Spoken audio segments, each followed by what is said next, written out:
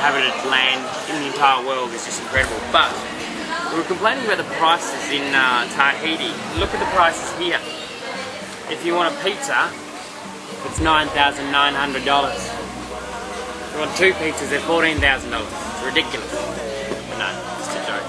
My sense of humour, it's after having gastro. I've got no sense of humour at all, but I think it's hilarious. No, they use the same dollar sign here for pesos.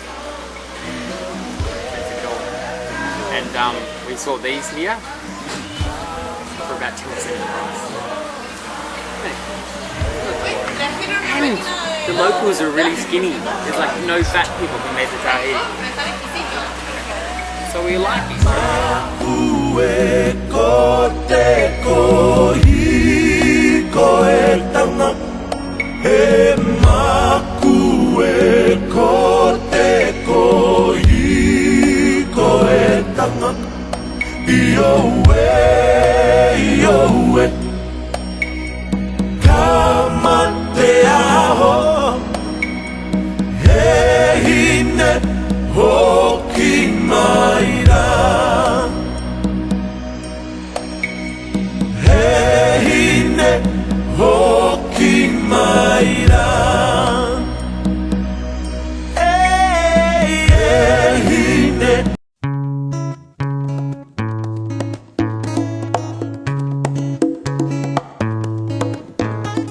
So in these caves here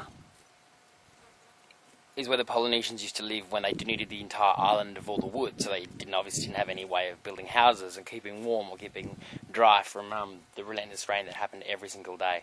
So let's have a look inside and see exactly what their houses were like.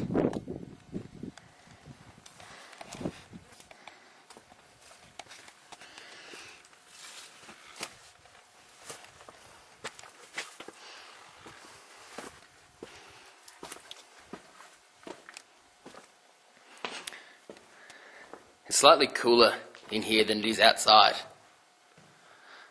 which, yeah, it's comfortable, like a normal 23-degree house, I suppose, but this cavern is absolutely massive and you probably can't appreciate it with the darkness, but it would be easily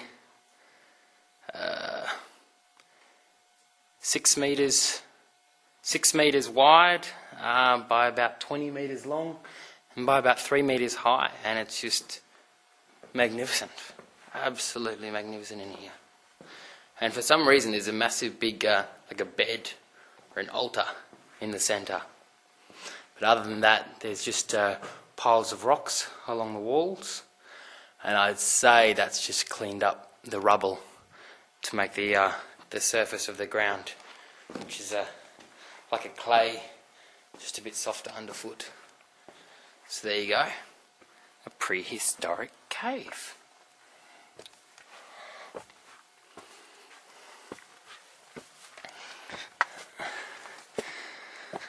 And there's another one just there, a bit smaller.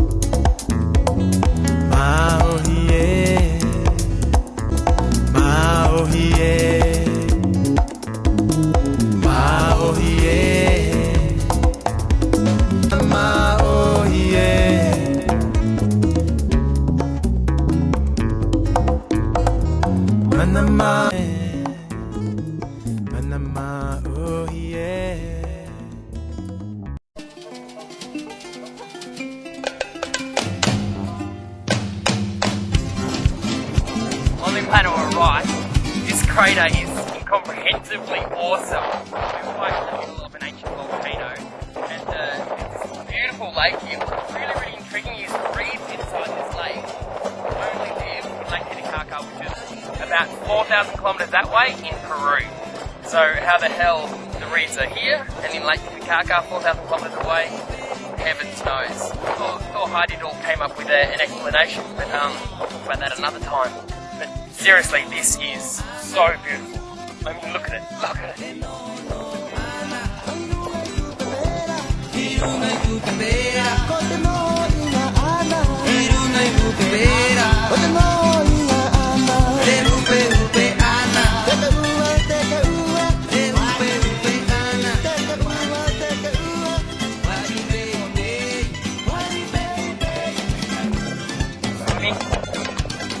Inside the volcano, the lake, inside a volcano, might I add, it's pretty intense at the best of times. But when you add wild horses, incredible moai that are just like marching down the mountain towards you, and an absolutely spectacular day, and of course me having just done an almighty trek and being thought dead and all, it's just the most surreal end to what has been an absolutely incredible stay here on Easter Island.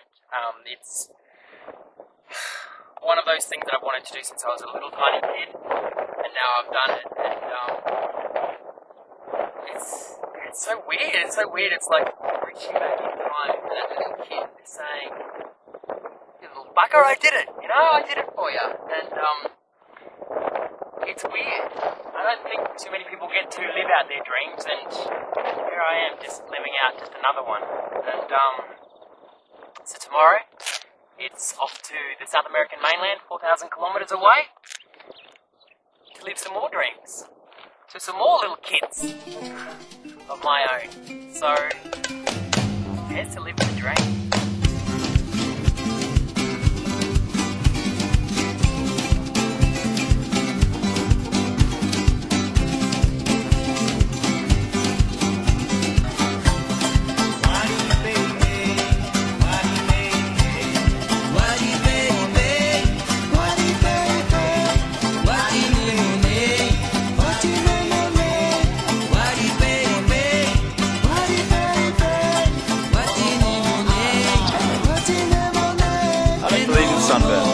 Sunburn is just the first stage of getting a tan.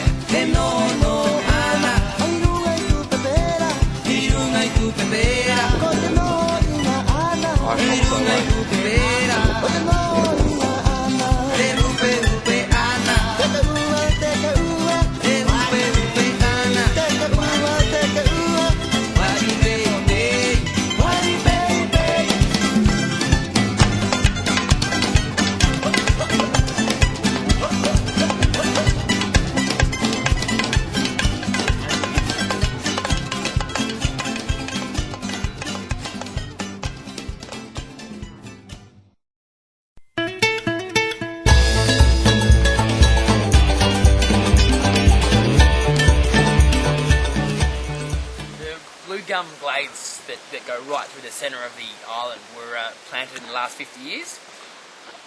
Makes you feel totally like you're back in Australia. The reason that they were planted is because they're really quick growing and also make excellent fence posts, and you see that right throughout the whole island. All the fences are made from blue gums.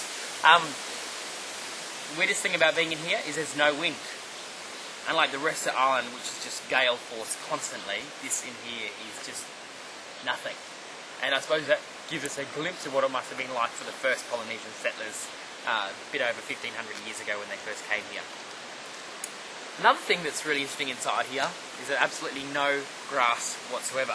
There's little tufts of moss and that sort of thing, but again that comes back to the canopy being completely enclosed and stopping any light coming in and letting the grass grow, which is why back in Australia we have a lot of people saying that if you take away the trees, you actually decrease the amount of erosion, and that's something that I tend to agree with, but there's always a happy medium.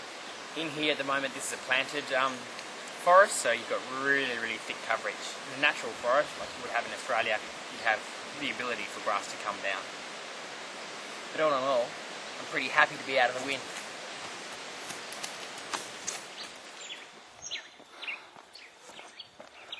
Well, this is Jose, and that beautiful beast over there is Carlos, and they were our steeds for the day, and which took us on probably one of the most incredible journey of our lives. But I'm not going to gas bag too much about that because you've already seen the footage, and wasn't it just spectacular because the sun is about to go down and we have to see that.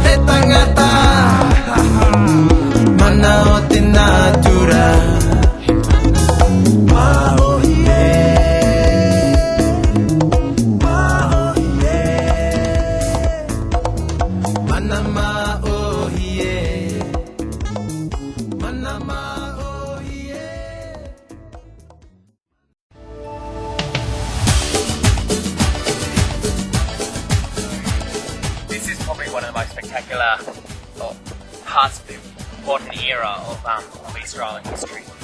This is where the Birdman cult reached its pinnacle what used to happen is all the tribes used to meet just over in a beach over there once a year, and the competition was of their best man.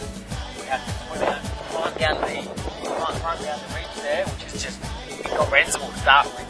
Swim all the way out, over a kilometre to that line over there, find the little egg of the osprey.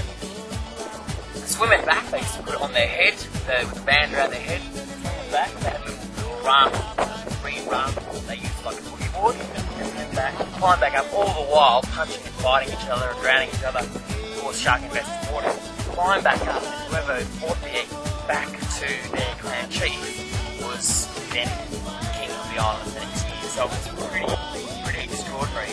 And what they would do is each victory, they would be able to carve in one of their emotions, I suppose, on one of these rocks. There's thousands here. Really quite beautiful. But aside from this Birdman cult, which is pretty spectacular, just thinking about the competition itself, right next door you have, without question, the world's most awesome crater. The location is just surrounded by ocean. Spectacular. There's only one word for it. Spectacular. And the wind is so intense, you probably can't even hear me.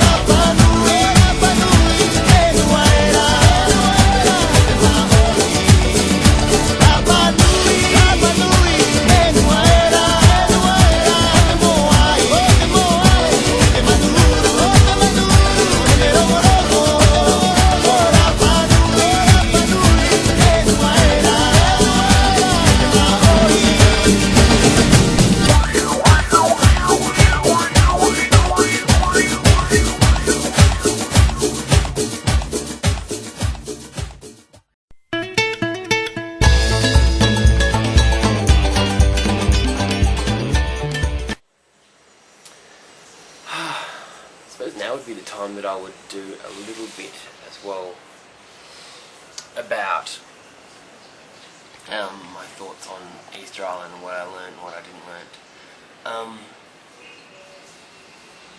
Well, I suppose the big thing was that, you know, I got to live that little kid's dream. That was the biggest thing, and it was such a big dream that I never thought that I'd actually achieve. Going to Easter Island. Peru, you know, I always wanted to come here and go into the Inca ruins and see what Pizarro did and just to see all this, but that was achievable. Easter Island, never thought I'd achieve it, so it was pretty damn amazing.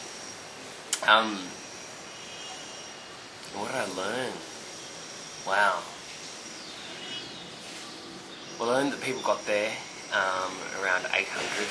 There was several, I suppose, settling periods where settlers came from Polynesia, and they went back and forth. And there was probably no actual settlement from South America. There was just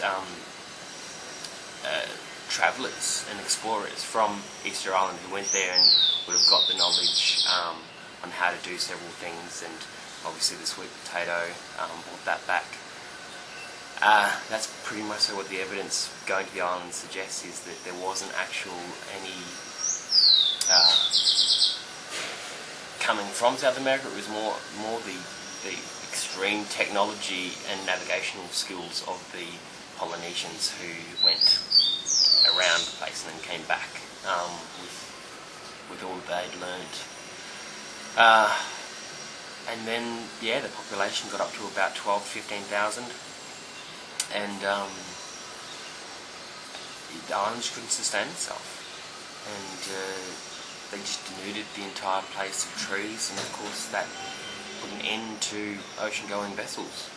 They don't have any trees, they don't have any canoes, and also their main food supply, the taro,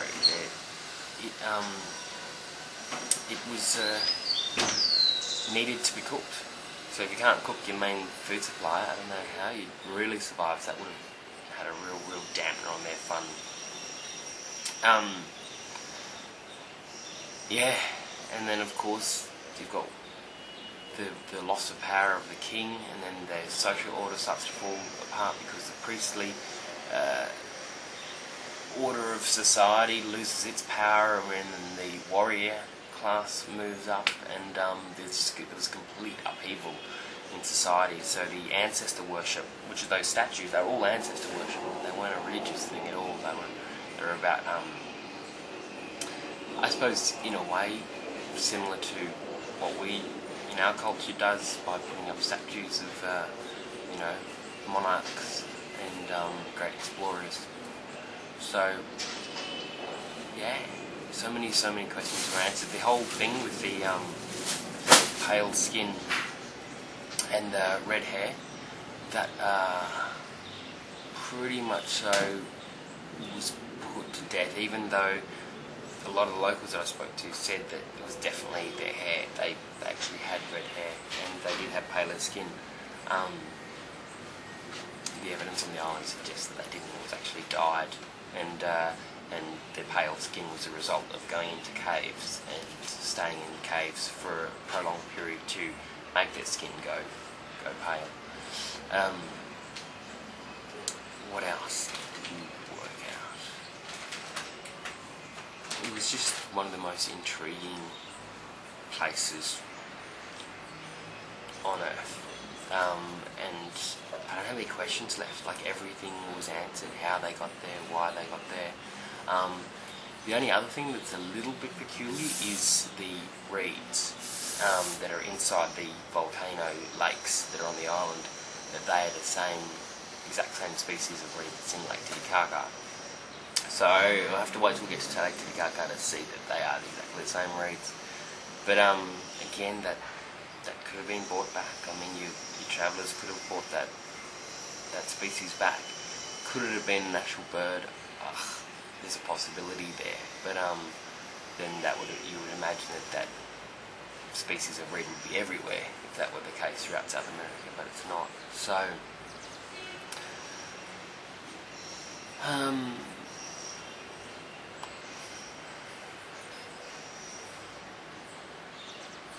oh yeah, weirdest thing is that population that's there now wouldn't hardly resemble what they used to look like, because there was only 111 actual Easter Islanders left after slave traders, after smallpox, after missionaries took them away.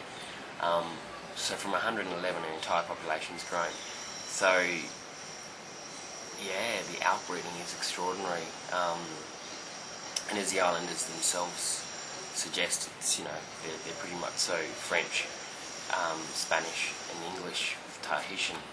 But our guide that we had looked very, very local. He had the very, very frizzy hair, wore his top knot, had the squash nose, but then again that could come from his Tahitian roots. You just don't know.